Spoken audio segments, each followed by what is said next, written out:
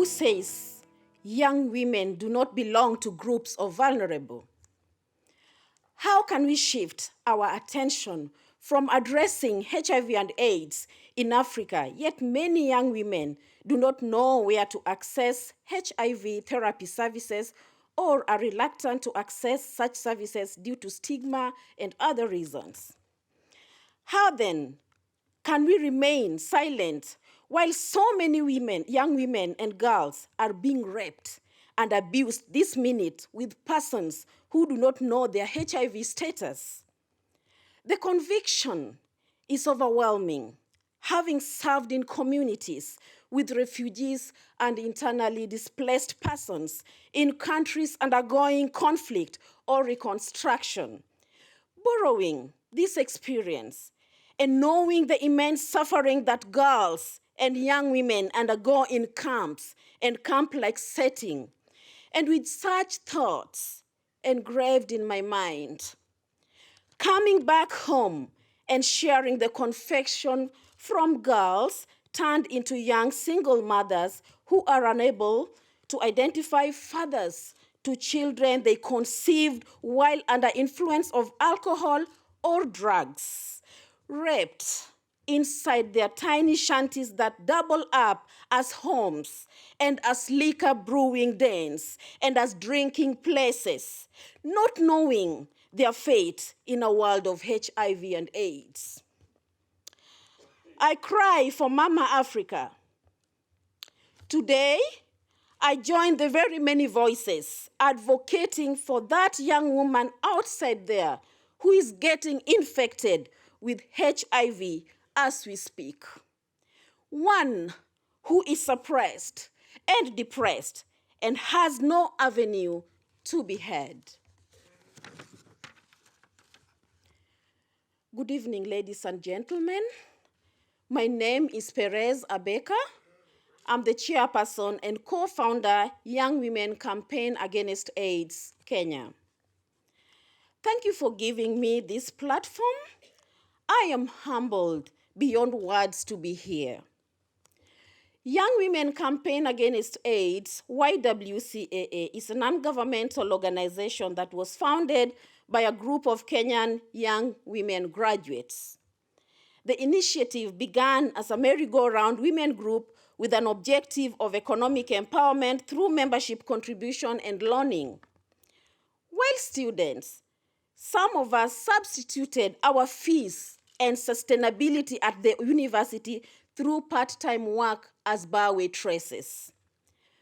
Where I come from, when a girl or a young woman takes up service as a bar waitress, the society condemns her as spoiled and headed for prostitution.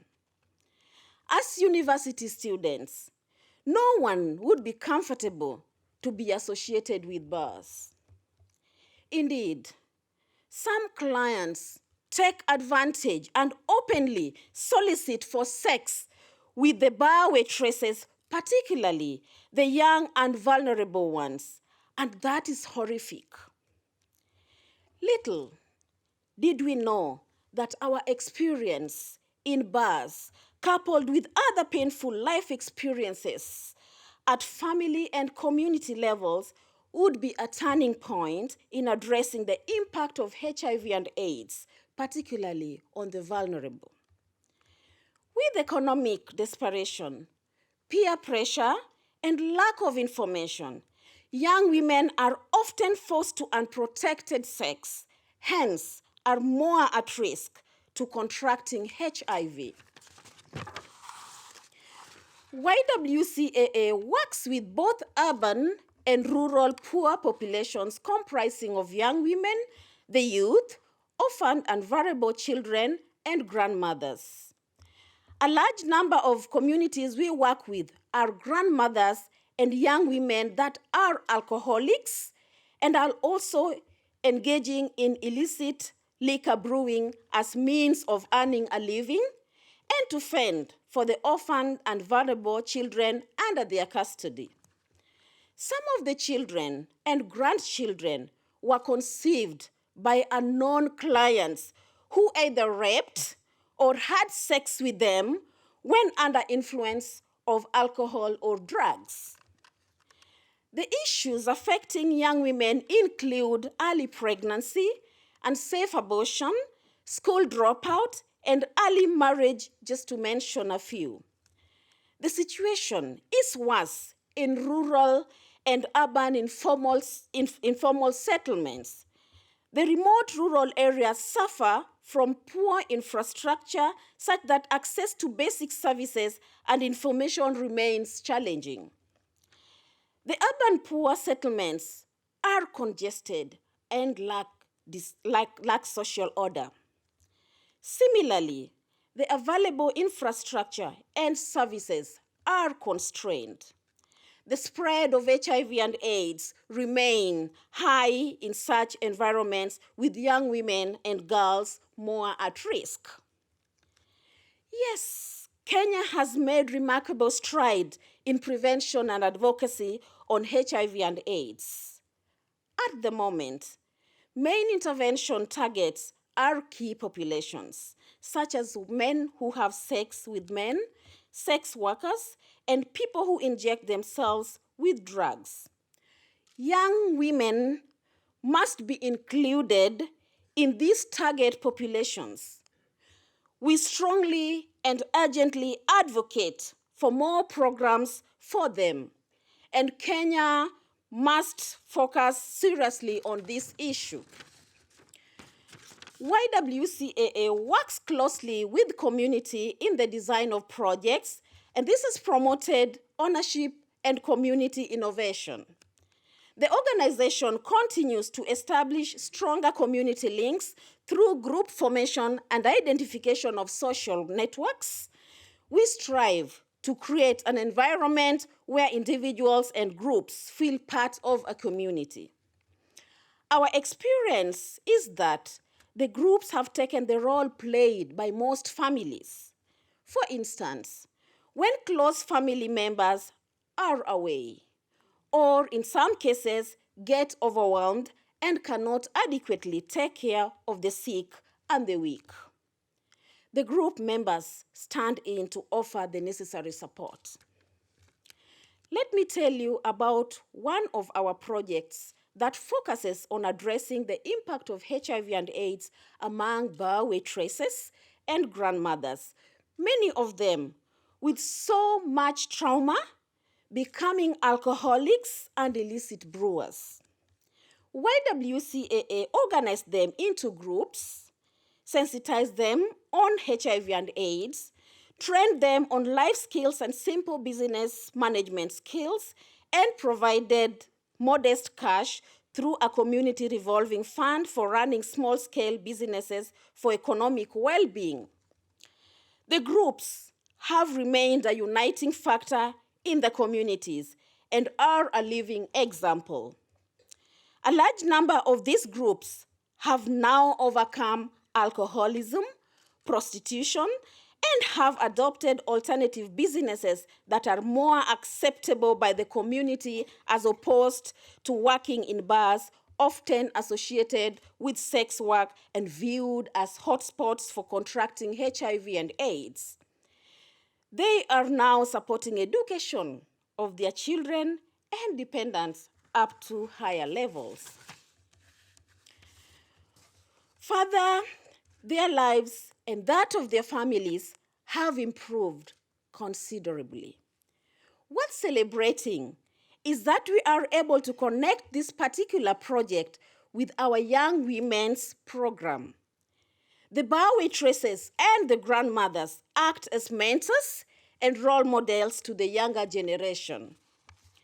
YWCAA has also launched a Young Women and Girls initiative that seeks to apply sports, culture, and creative arts as tools for prevention and advocacy on HIV and AIDS, drug abuse, and as means of long-term economic empowerment for young women and disadvantaged girls.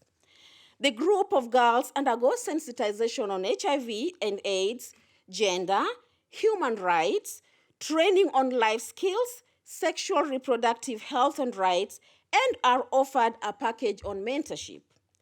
Through learning by doing, they are also being prepared to reach out to other peers with information and to be mentors themselves using new talents and skills they have acquired.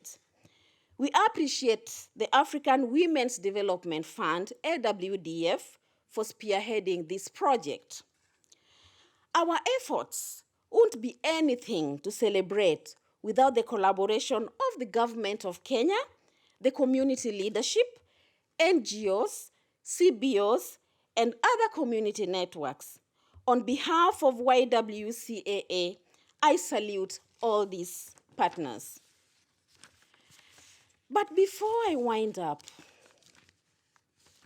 allow me to take you through some food for thought. Would it not be noble and rewarding to put some energy and funds to support the community leadership itself?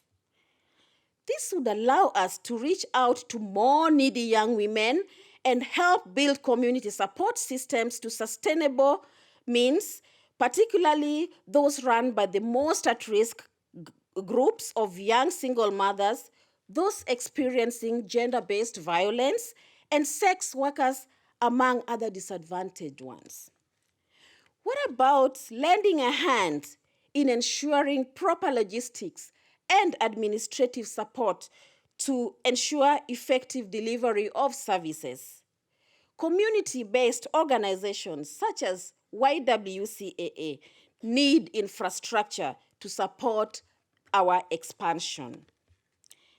And just as any other grassroots organization, YWCAA suffers immense staff turnover, largely due to competitive remuneration.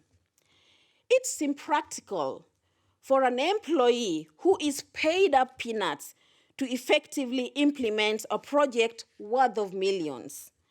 Despite such challenges, YWCAA has very hardworking and committed employees and volunteers. Many supporters in the donor community need to rethink their reluctance to provide support for salaries. Another serious challenge is around grant proposal formats that are too complicated and impose conditions that can kill innovation. These grant proposal forms take much effort and time, and often fundable submissions from the grassroots organizations receive rejections. Wonderful, innovative projects do not get funded because our realities and approaches do not fit neatly into the boxes. I would be unfair to talk to the world without recognizing the forces behind YWCAA, particularly when we celebrate World AIDS Day. Unfortunately, some are no longer with us, but their legacy lives through eternity. I salute the entire YWCAA family and the community members for their excellent collaboration. We believe that we can all join hands in transforming lives of young women by giving it a different thought this day. We have given it our best, growing from strength to strength, and as we would say back at home, umoja ni nguvu, meaning unity is strength. Thank you all.